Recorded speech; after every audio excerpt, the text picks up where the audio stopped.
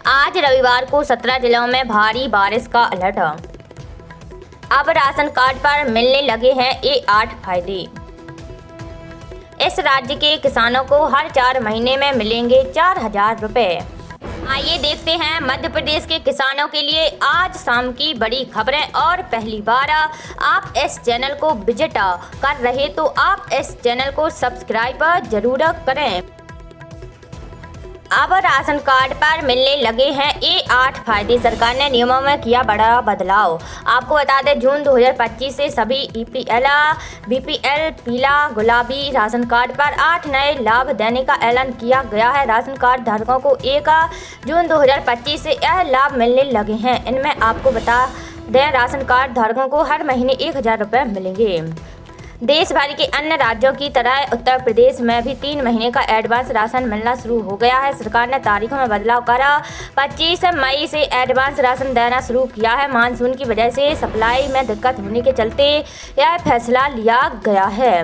Ration card पर 1 जून के बाद राशन लेने जाते हैं तो राशन कार्ड धारकों को 9 तरह की खास सामग्री दी जाएंगी। इसके अलावा अगर किसी के पास राशन कार्ड नहीं है तो भी आप राशन लेने जाते हैं तो सिर्फ फिंगरप्रिंट और मोबाइल OTP के जरिए राशन हासिल कर सकते हैं।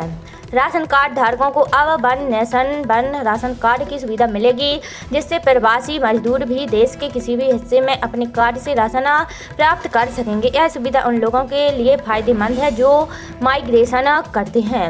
अब राशन कार्ड के आधार पर 5 लाख तक का स्वास्थ्य बीमा भी मिलेगा, जिससे गंभीर बीमारी या दुर्घटना की स्थिति में आर्थिक बोझ कम होगा।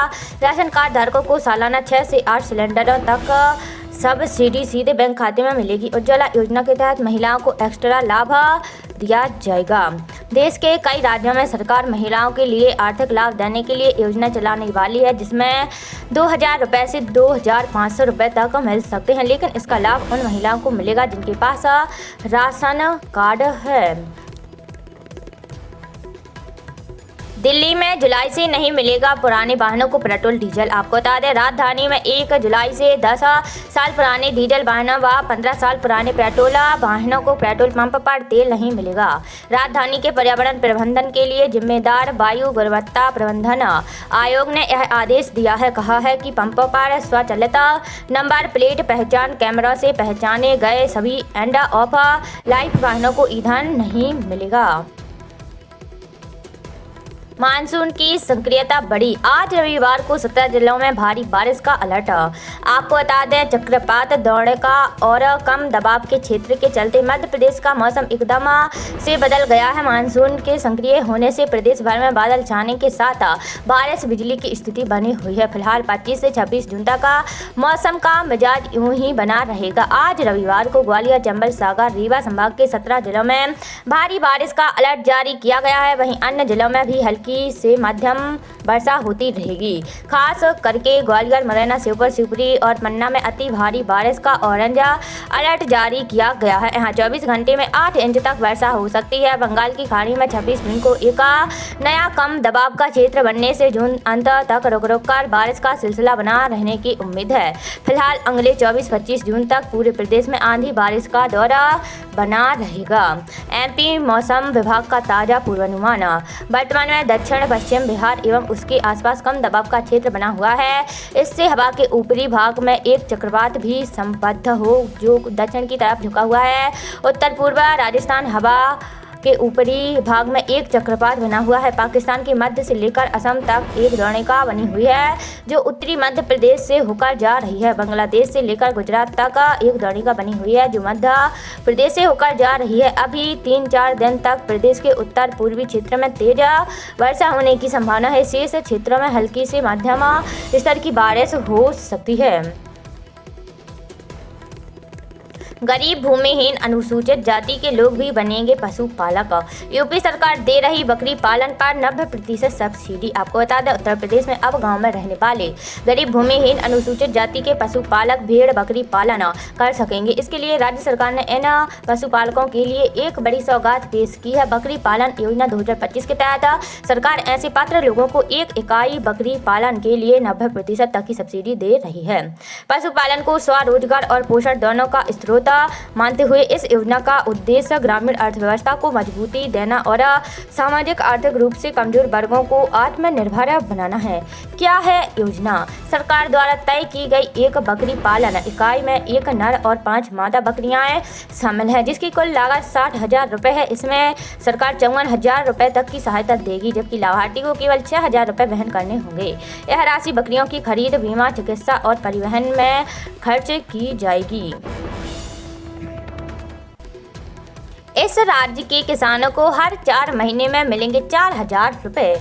आपको बता दें, मध्य प्रदेश के लाखों किसानों के लिए अच्छी खबर है। प्रदेश के किसानों को अब हर 4 महीने पर 2 नहीं बल्कि 4,000 रुपये मिलेंगे। मुख्यमंत्री किसान कल्याण योजना का मुख्य उद्देश्य छोटे किसानों को आर्थिक रूप से सशक्त बनाना है। यह योजना उन किसानों के लिए बनाई गई है जो पीएम किसान योजना के पात्र हैं। योजना के तहत मध्य प्रदेश सरकार केंद्र की राशि के बराबर यानी 6,000 रुपये की अतिरिक्त सहायता प्रदान करती है। मध्य प्रदेश सरकार मुख्यमंत्री किसान कल्याण योजना के तहत किसानों को सालाना 6,000 रुपये देती है। वहीं केंद्र सरकार प्रधानमंत्री किसान सम्मान निधि योजना के तहत 6,000 रुपये प्रति वर्ष दे रही है। कुल सहायता राशि 12,000 रुपये हुई, यानी राज्य के किसानों को हर 4 महीने में 4,000 रुपये की मदद मिलेगी। कौन ले सकता है इस योजना का फायदा?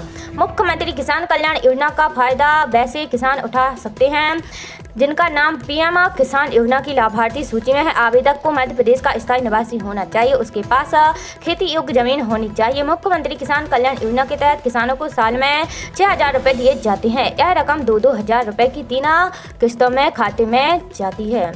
अभी तक किसानों को किसान कल्याण योजना के तहत 12वीं किस्त का अंतरण किया जा चुका है। सूत्रों की माने तो किसान कल्याण योजना की अगली किस्त यानी 13वीं किस्त जुलाई माह में जारी हो सकती है। 10वीं और 12वीं की द्वितीय परीक्षा में बने 3 नकल प्रकरण। आपको बता दें, एमपी बोर्ड की 10वीं और 12वीं की द्वितीय परीक्षा मंगलवार से शुरू हो गई है। शनिवार को दोनों कक्षाओं का गणित का पेपर आयोजित किया गया है।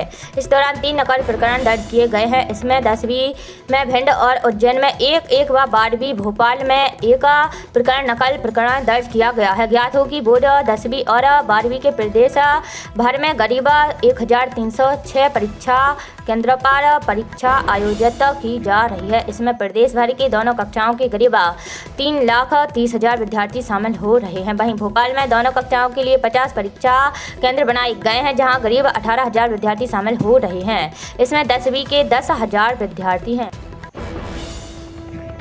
सीएम बोले, बड़े तालाब और पुरानी बावड़ियों को भी जल गंगा संवर्धन अभियान से जोड़ें। आपको बता दें, सीएम डॉक्टर यादव शनिवार को मुख्यमंत्री निवास स्थित समर्थ भवन में जल गंगा संवर्धन अभियान के अंतर्गत प्रदेश में संचालित विभिन्न गतिविधियों की समीक्षा कर रहे थे। इस अभियान का समापन एवं वाटर शॉर्ट सम्मेलन आगामी 30 जून को खंडवा जिले में होगा। सीएम ने कहा, भोपाल के बड़े तालाब और सभी पुरानी बावड़ियों को भी जल गंगा संवर्धन अभियान से जोड़कर इनके विकास के लिए नवाचार किए जाएं। बड़े तालाब में शिकार भी चलाया जा सकता है या नौकायन प्रतियोगिता भी कराई जा सकती है। इससे जनता का जुड़ाव बढ़ेगा। सीएम ने कहा कि अभियान में जनप्रतिनिधियों की सहभागिता बेहद जरूरी है, इसलिए समापन समारोह से पहले प्रदेश के सभी जनप्रतिनिधि 30 जून तक इस अभियान के तहत हो रही विभिन्न गतिविधियों में सक्रिय होकर सहभागिता करें। वीडियो को लाइक करें, चैनल को सब्सक्राइब करें और ज़्यादा से ज़्यादा इस वीडियो को शेयर करें।